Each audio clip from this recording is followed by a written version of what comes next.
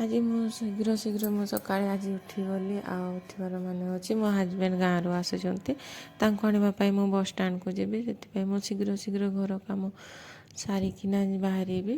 ତାପରେ ଏଠି ମୁଁ ସଜବାଜ ହେଇକିନା ମୁଁ ରେଡ଼ି ହେଇଗଲି ଏବେ ମୁଁ ଯିବି ବସ୍ ଷ୍ଟାଣ୍ଡକୁ।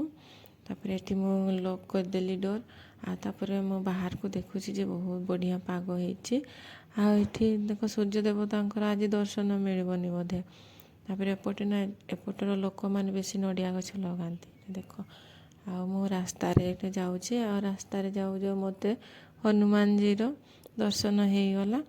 ତାପରେ ଏଠି ମା ଲକ୍ଷ୍ମୀଙ୍କର ମନ୍ଦିର ଅଛି ଆମ ଗଳିରେ ନା ଆମ ରାସ୍ତାରେ ବହୁତ ଗୁଡ଼ା ମନ୍ଦିର ହିଁ ମନ୍ଦିର ଅଛି। ଏଇଟା ଦେଖ ଏଇଟା ଦୁର୍ଗା ମାଙ୍କ ମନ୍ଦିର ଏଠି ତିଆରି ହେଉଛି ଏଇଟା।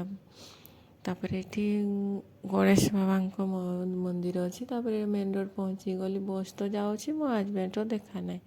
ତାପରେ ଏଇଟା ଆସୁଛନ୍ତି ଏଇଟା ଦେଖିଦେଲି ଏଇଟା ଆସିଲେ ତାପରେ ଏଠି ଆମେ ଲେମ୍ବୁ କିଣିକିନା ନେଇଯାଉଛୁ। ତାପରେ ସବୁ ଏଇଟା ଲେମ୍ବୁ କିଣିକିନା ନେଇଯାଉଛୁ। ତାପରେ ଏଠି ଘରେ କିଛି ସାମାନ ନାହିଁ ନା ତାପରେ ଏଠି ସପିଂ ମଲ୍ ବି ଆସିଗଲୁ।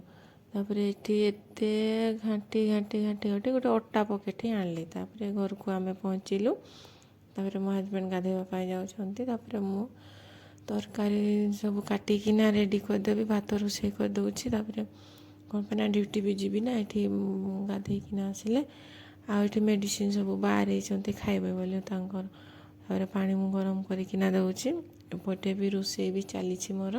ରୋଷେଇ ସାରିକରି ମୁଁ ଡ୍ୟୁଟିକୁ ଯିବି ଦେଖା ହେବ ନେକ୍ସଟ ଭିଡ଼ିଓରେ। Bye bye.